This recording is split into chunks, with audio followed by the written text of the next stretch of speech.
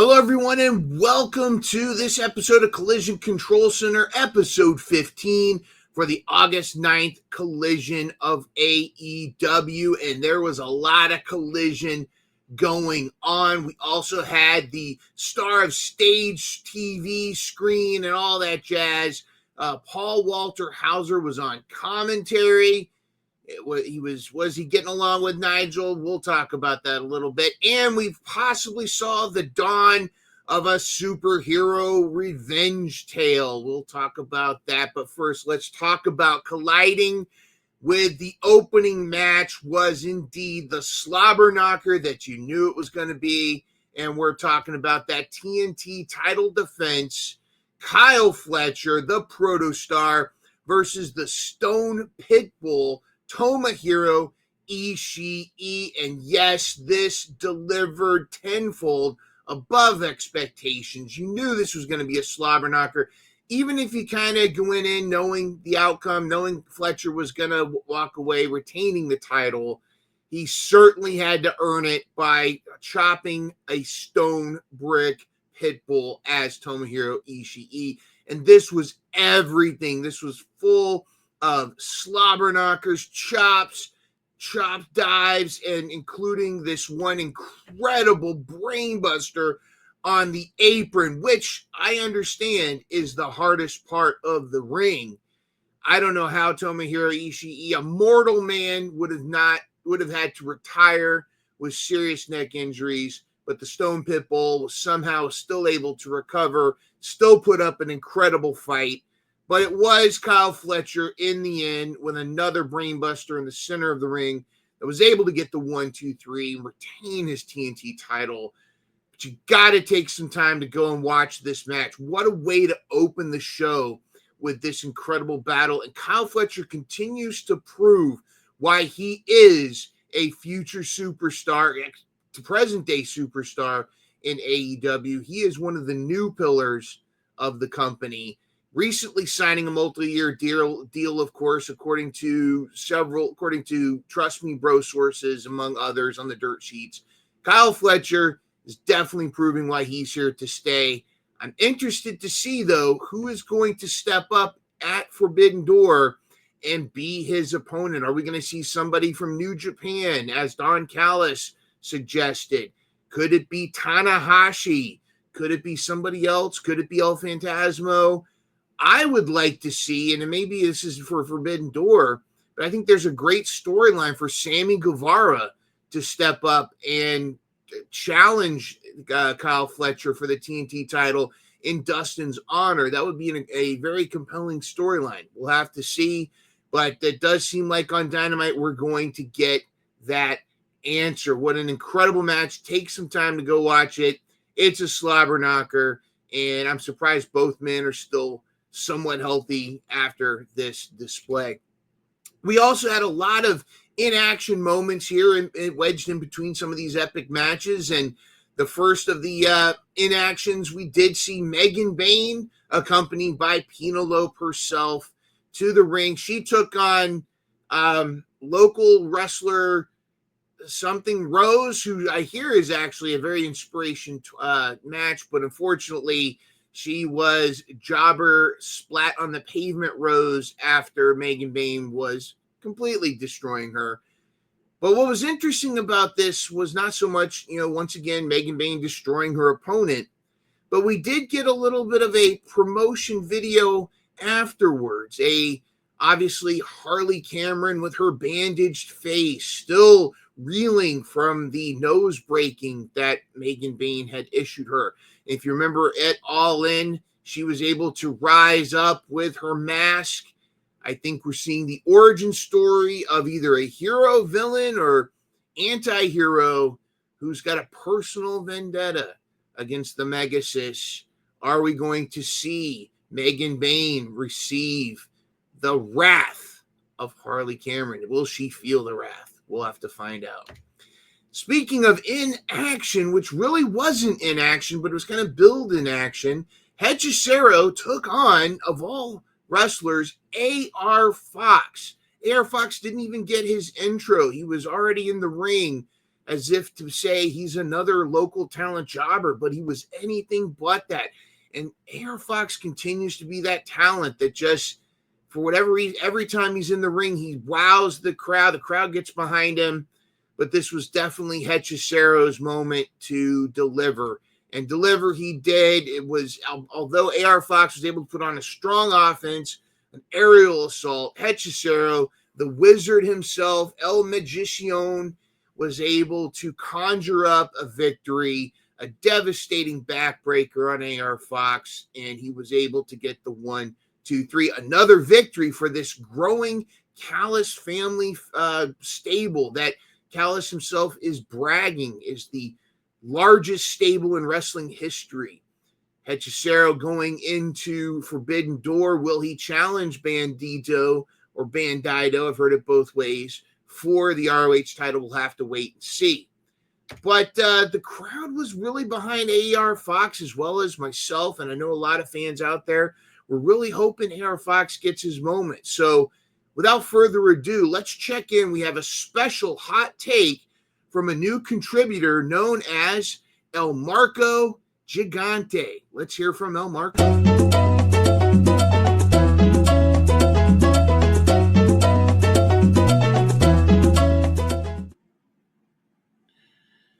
AR Fox deserves to be pushed to the moon. He is so much better than he's being booked. He is one of the best wrestlers in AEW. He's so phenomenal to watch. And yet he always loses. Tony Khan, what are you doing to my boy? AR Fox needs to get a strap, a racket, and shoot to the moon. He's so much better and so underrated. That's it.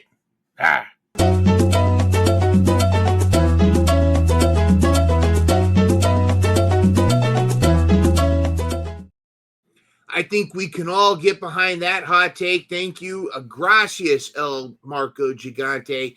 Just a little professional advice. You may want to check and make sure the price tag from your mask is not on your shirt when you're recording your videos. But other than that, to the point, direct, we appreciate it. And yes, AR Fox deserves the push.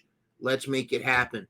All right, now a match that was certainly not an in-action match was Ricochet versus the growing, interesting Juice Robinson. Juice, again, trying to go mainstream, trying to put his wild days behind him. But as we can see, the beard is starting to grow back, and those wild moments are starting to show.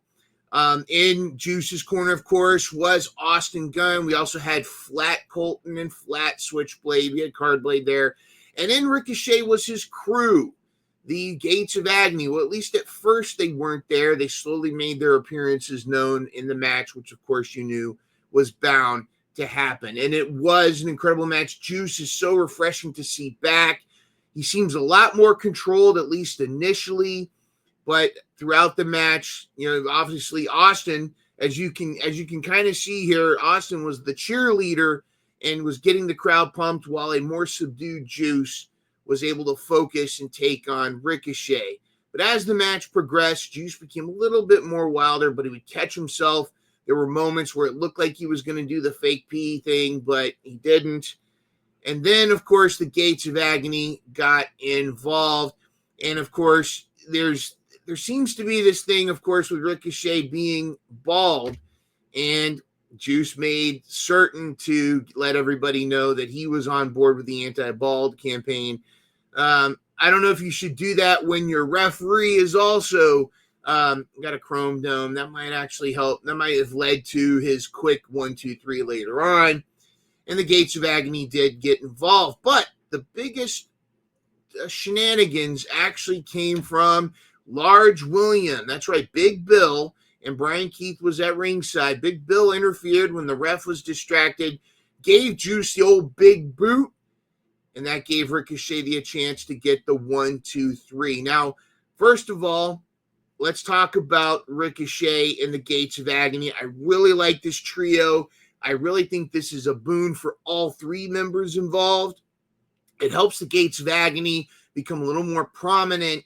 It also helps Ricochet have some backup and where he can still embrace that heel character.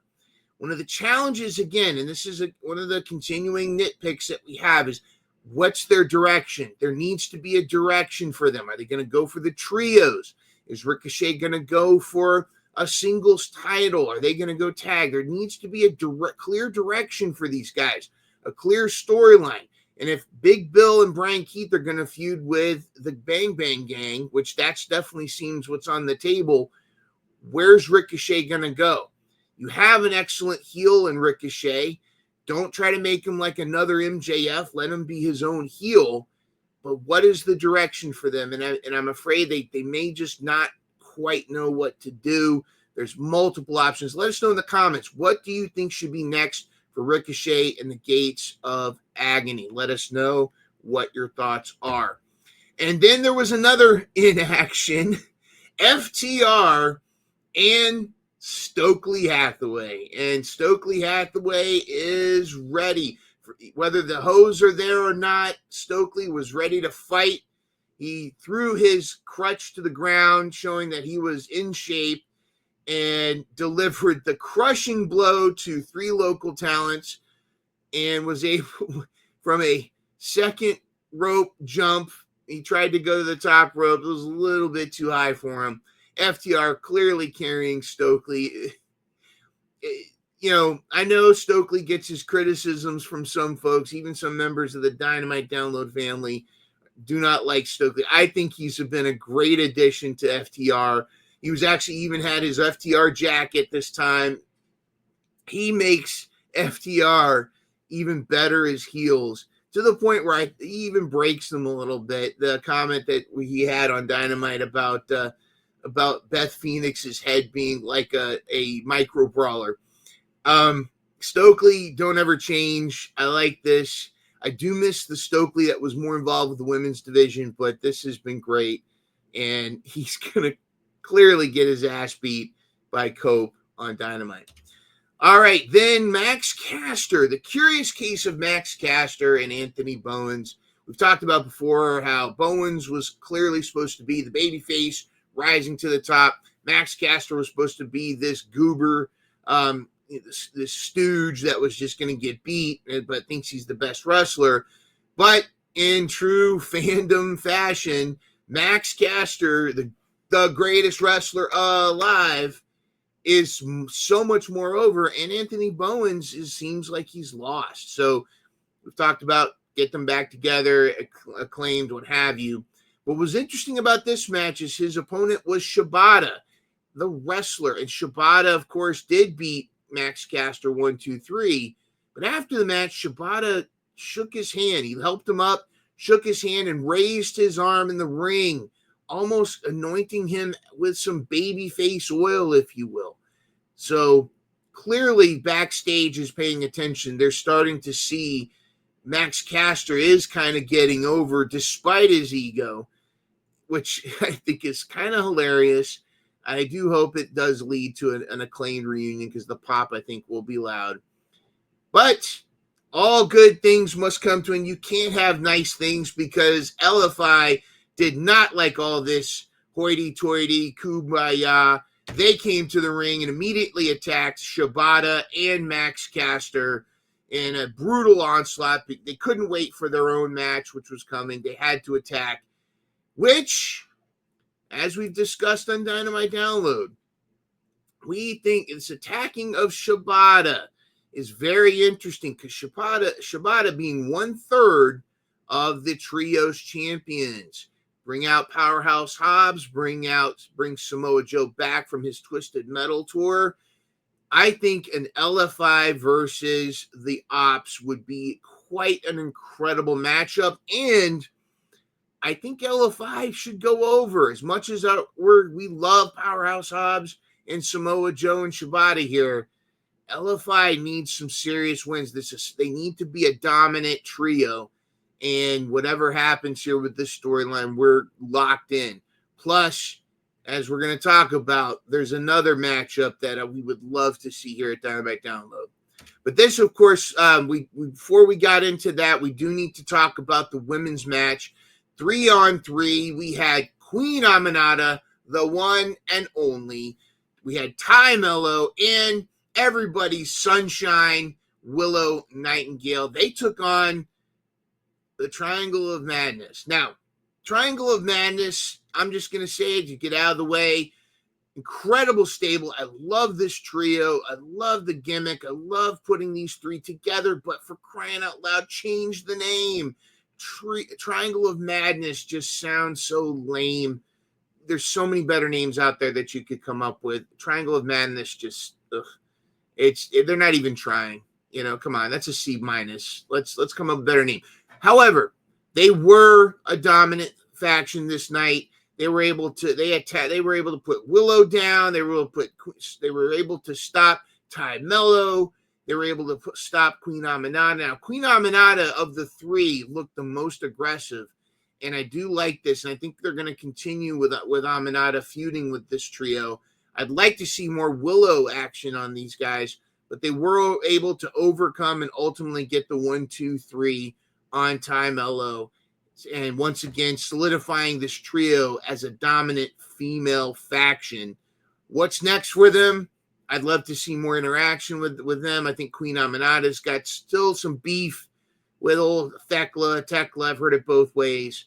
And where's Anna Jay? What's going to happen here? There's all kinds of ways this can go. But this was another highlight for the women's division. I know that the Skye Blue got some beef for that apparent botch. You want to see my clip on that? I don't think it was a botch. I think there is a storyline that maybe Queen Aminata's booty is just too powerful for that voodoo. We'll see. But this was a great showcase for the women's division. And then, of course, we go to after LFI was beating up Shibata and Max Caster. This was we had the Jetspeed, Speedball Mike Bailey, and Kevin Knight were able to come in, make the save. And that, of course, led to our main event was Jetspeed and the world champion Hangman Adam Page from Aarons Creek, Virginia, just 2 hours southeast of Roanoke, where they was taking on LFI.